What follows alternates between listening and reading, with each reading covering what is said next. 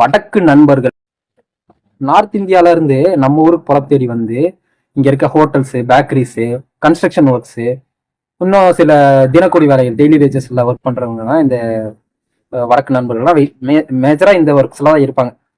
இவங்களோட அன்சிவிலைஸ்டான பிஹேவியர் மேல நிறைய அக்யூசேஷன்ஸ்லாம் இருக்கு ஒரு பக்கம். இன்னொரு பக்கம் பாத்தீங்கன்னா இவங்க இந்த மாதிரி ரொம்ப குறைஞ்சபட்ச சம்பளத்துல ரொம்ப அதிகமான உழைப்பை போட்டு வேலை பார்க்கறதுனால நம்ம ஊர்ல இருக்க ஒர்க்கர்ஸ்க்குலாம் வந்துட்டு வேலை கிடைக்க மாட்டேங்குது, வேலைக்கு எடுத்துக்க மாட்டாங்க அப்படின்ற ஒரு அக்யூசேஷன் இருக்கு. நீங்க அதிக காசு நீங்க எவ்வளவு காசு கேக்குறீங்க? ஒரு நாளைக்கு கேக்குறோம் நாங்க 200 ரூபாய்க்கு பண்றோம். 200 ரூபாயா? என் ஃப்ரெண்டு 150 ரூபாய்க்கு பண்றான். அவனுக்கு எனக்கு தான் போட்டியே.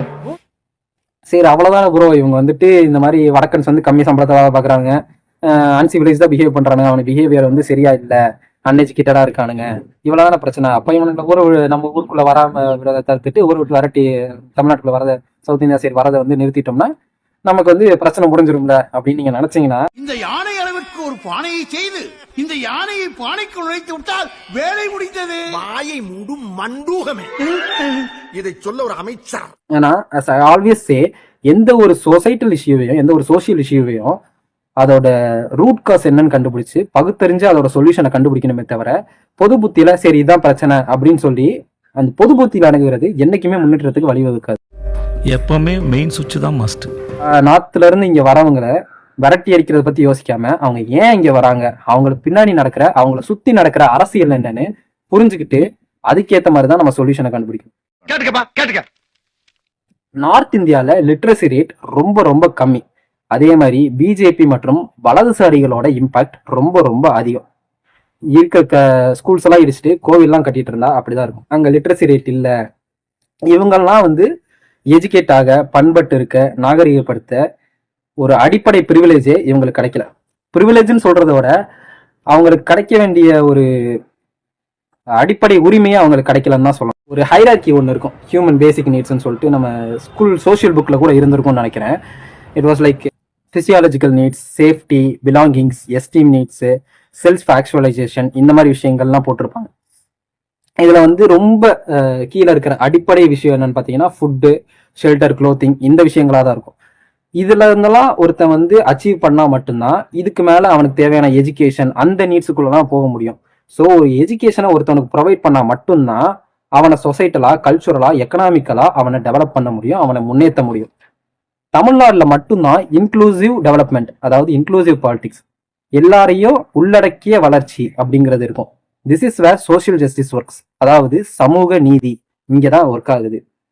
ஒருத்தனை படிக்க வைக்க நம்ம ஊர்ல அவனை ஸ்கூலுக்கு அனுப்புறதுக்கும் ரொம்ப மெனக்கெடுவோம், ரொம்ப படாதபாடுபடுவோம். ஒருத்தனோட சொசைட்டல் அண்ட் எக்கனாமிக்கல் ஸ்டேட்டஸ், அவன் பறக்கும் போது இருக்கிற அந்த ஸ்டேட்டஸ் அவனோட படிப்பையோ அவனோட முன்னேற்றத்தையும் தடுக்கக்கூடாதுன்றதுதான் இதோட அடிப்படை நோக்கமே. சொன்னாப்புல காமராஜர் வந்து மதிய உணவு திட்டம் கொண்டு வந்ததா இருக்கட்டும், எம்ஜிஆர் வந்துட்டு அதை வந்து சத்துணவு திட்டமா இம்ப்ரூவ் பண்ணதா இருக்கட்டும், இப்போ வந்து ஸ்டாலின் வந்துட்டு அதை காலை உணவு திட்டம்னு சொல்லிட்டு ஒன்று. இதுக்கு பின்னாடிலாம் ஒரு ஐடியாலஜி இருக்கு. ஸ்டாலின் சொன்னாலே 200 வந்து நிற்க கூடாது. ஏன்னா சொல்லப்போனா நான் டிஎம்கேலாம் கிடையாதுடா, நான் என்னோட கண்டென்ட் ரீச் ஆகுறப்ப நான் தான் 200 கொடுத்துட்டேன் இன்ஸ்டாகிராமுக்கு. இது மார்க் மாமா என்கிட்ட 200 வாங்கிருக்கான். அப்படி பார்த்தா அவனும் ஒரு 200 தான். அவன்கிட்ட போய் கதருங்க, என்கிட்ட வந்து 200 சலா குஞ்சறுத்துருவேன்.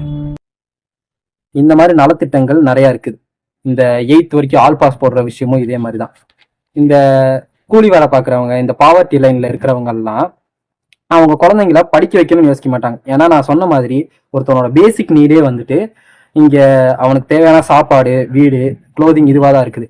அதவே ஒருத்தர் சரியா அச்சீவ் பண்ண முடியல, அவனுக்கு வந்து 3 வேலைக்கு சாப்பாடுக்கே கொஞ்சம் கஷ்டமா இருக்கு, அவன் கூலி வேலைக்கு போகணுன்றப்போ அவங்க அம்மா அப்பா வந்துட்டு ஒருத்தனை படிக்க வைக்கிறதுக்கான இப்போ முற்பட மாட்டாங்க. அப்போ இவனை வந்து ஸ்கூலுக்கு கொண்டு வரணும்னா என்ன பண்ணணும் அப்படின்றதுல தான் ஒரு எக்ஸாம்பிளா நான் சொன்னது இந்த மதிய உணவு திட்டம், சத்துணவு திட்டம்லாம். அப்ப சரி நம்ம குழந்தைக்காச்சும் நல்ல சாப்பாடு கிடைக்குது, ஸ்கூலுக்கு போனானா அவன் ஏதோ கொஞ்சம் சாப்பிட்டுக்கலாம் அப்படின்னு நினைச்சு ஸ்கூலுக்கு அனுப்புவாங்க.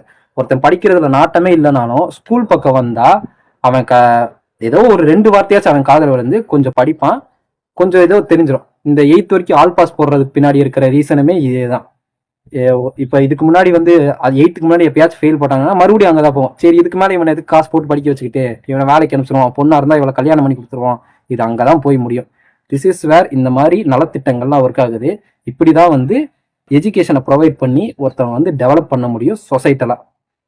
இப்போ விஷயத்துக்கு வரேன். இப்படி பொருளாதார அடிப்படையிலையும் சமூக ரீதியாகவும் அடித்தட்டில் இருக்கிற விளிம்பு நிலையில இருக்கிற அவனுக்கு ப்ராப்பரா கிடைக்க வேண்டிய உரிமைகளை கொடுக்காம அவனோட வாழ்வாதாரத்தை கேள்விக்குள்ளாக்கி கடைசியில அவனை காப்பாத்திக்க, அவன் தன்னோட குடும்பத்தை காப்பாத்திக்க ஊர் ஊரா வேலை தேடி போய் கடைசியில ஸ்டேட் விட்டு ஸ்டேட் போய் 1000கணக்கான கிலோமீட்டர் தாண்டி போய் இங்க வந்து வேலை தேடி வந்து நிற்கும் போது, நீ அநாகரிகமானவன், நீ அன்சிவிலைஸ்டான பர்சனு, நீ படிக்காதவன், நீ இப்படி பிஹேவ் பண்றன்னு சொல்லி அவனை விரட்டி அடிக்கிறது எவ்வளவு பெரிய வன்முறையா இருக்கும்னு கொஞ்சம் யோசிச்சு பாருங்க. ஐ அட்மிட் தட் இந்த மாதிரி அவங்களோட அன்சிவிலைஸ்டான பிஹேவியரை நம்ம அட்ரஸ் பண்ணி தான் ஆகணும், அதை செஞ்சுதான் ஆகணும். பட் அதுதான் நம்மளோட பிரைமரி இஷ்யூன்னு நினச்சிக்க கூடாது. அடுத்து வேலை வாய்ப்பு. இந்த மாதிரி இவங்க வந்து கம்மி சம்பளத்தில் வேலை பார்க்கறதுனால நம்ம ஊர் தொழிலாளிகளுக்கெல்லாம் வேலை கிடைக்க மாட்டேங்குது அப்படின்னு கேட்கப்ப இதில் வந்து இவங்களுக்கு எதிராக நம்ம பேசக்கூடாது. ஏன்னா as I said, இவங்க இந்த மாதிரி கம்மி சம்பளத்தை வேலை பார்க்கறதுக்கு அவனுக்கு என்ன வேண்டதெல்லாம் இந்த டீ பண்ண சாப்பிட்டுட்டு அவன் வந்துட்டு உயிர் வாழ்ந்துட்டு இருக்கணும்னு இவனுக்கு வேலை பார்க்கறதுன்னா that much they are poor. அந்த அளவுக்கு பாவர்ட்டியில் இவங்க இருக்காங்க. நம்ம எதிர்த்து பேச வேண்டியது இவங்கள இல்லை, இவங்களோட வறுமையும் இவங்களை கேள்வி கேட்கறதுக்கு வேற ஆள் இல்லை அப்படின்ற அந்த ஒரு விஷயத்தை அட்வான்டேஜா எடுத்துக்கிட்டு இவங்களோட உழைப்பை சுரண்டி கம்மி சம்பளத்தை கொடுத்து எல்லா வேலையும் வாங்கிட்டு இருக்க முதலாளிங்களுக்கு எதிராக தான் நம்ம பேசணும். நம்ம ஊர் ஒர்க்கர்ஸ்லாம் வேலைக்கு போனால் ஏதாச்சும் ஒரு வேலை தான் செய்வான். இப்போ டீ மாஸ்டர்னா டீ மட்டும் தான் போடுவான், பரோட்டா மாஸ்டர்னா அந்த பரோட்டா மட்டும் தான் போடுவான், ஜூஸ் அடிக்கிறானா அந்த வேலை மட்டும் தான் பார்ப்பான். ஆனால் நம்ம இந்த வடக்கு நண்பர்கள் என்ன பண்ணுவானுங்கன்னா எல்லா வேலையும் பார்ப்பானுங்க. ஆளினால் நான் வந்துட்டு அதையும் பண்ணுறேன் சாப் இதையும் பண்ணுறேன் சாப் அப்படின்னு சொல்லிட்டு கம்மி சம்பளத்தை வாங்கி டீ பண்ண சாப்பிட்டுக்கிட்டு போயிடுவான். ஸோ வந்து இதை அட்வான்டேஜாக யூஸ் பண்ணிட்டு தான் இந்த முதலாளிங்கெல்லாம் வந்துட்டு டேரெக்டாக வடக்கு நண்பர்களை வந்து வேலைக்கு எடுத்து நம்ம ஊர்க்காரங்க எடுத்துக்க மாட்டேன். நம்ம பேச வேண்டியது அவங்களுக்கும் நான் அதிக சம்பளம் கொடுக்கணும், அவனுக்கு எந்த அளவுக்கு வேலை வாங்குறையோ அவனுக்கு சம்பளத்தை கொடுக்கணும்னு தான் பேசணுமே தவிர இந்த பக்கம் நம்ம வடக்கன்ஸ் அடிக்கிறதுல எந்த ஒரு பிரயோஜனமுமே கிடையாது. At the end of the day நம்ம வந்து வடக்கு நண்பர்கள்னு பிரித்து அவனுங்களை வந்து அடிக்கிறதுல எந்த பிரயோஜனமும் இல்லை. Because at the end of the day இவனுங்களும் இந்தியன்ஸ் தான், அதுக்கும் மேலே அவனுங்களும் மனுஷங்க தான். அவங்களுக்கான இப்போ நம்மளே படிக்காமல் இருந்திருந்தாலும் அந்த மாதிரி தான் பிஹேவ் பண்ணிட்டு இருந்திருப்போம். நமக்கு வந்து சோசியல் ஜஸ்டிஸ் இந்த மாதிரி ஒரு 50-60 வருஷமா நிறைய முன்னேற்றங்கள் தமிழ்நாட்டில் இருந்தது. அதனால நம்ம இந்த நிலைமையில இருக்கோம். ஸோ என்றைக்குமே ஒரு விக்டிம் சைடு இருந்து யோசிங்க, அவ்வளோதான். மாதிரி வடக்கன்ஸ்னால நம்ம ஆளுங்களுக்கு வேலை கிடைக்க மாட்டேங்குதுன்னு சொல்கிறவங்கள கூட மன்னிச்சிடலாம். ஏன்னா எல்லாரும் பொலிட்டிக்கல் அவேர்னஸோடு இருக்கணுன்ற அவசியம் கிடையாது. அவங்களுக்கு தெரிஞ்ச விஷயத்தை வச்சு அவங்க பாதிக்கப்பட்டதுனால ஒரு பொது புத்தியில் பேசுகிறாங்கன்னு விட்டுறலாம். ஆனால் இன்னொரு குரூப் இருக்கானுங்க, இந்த மாதிரி 5-10க்கு வேலை செஞ்சுட்டு டீ பண்ணுன்னு சாப்பிட்டுட்டு இருக்கவனை பார்த்து இவன் இங்கே வந்து டாமினேட் பண்ணிடுவான், இன்றைக்கி வேலை பார்க்குறவன் நாளைக்கு முதலாளி ஆயிடுவான், தமிழ்நாட்டில் வந்து இவன் ஆட்சியை பிடிச்சிருவா, தமிழை நடு ரோட்டில் நிற்கிறோம் அப்படின்லாம் சொல்லிட்டு இருக்கானுங்க. அவனுங்களை நினச்சி தான் சிரிக்கிறதா பரிதாபப்படுறதான்னு தெரியலை. பானிபூரி கடைகள் அதிகரிச்சிருச்சு, பஜ்ஜி கடையை காணோம்.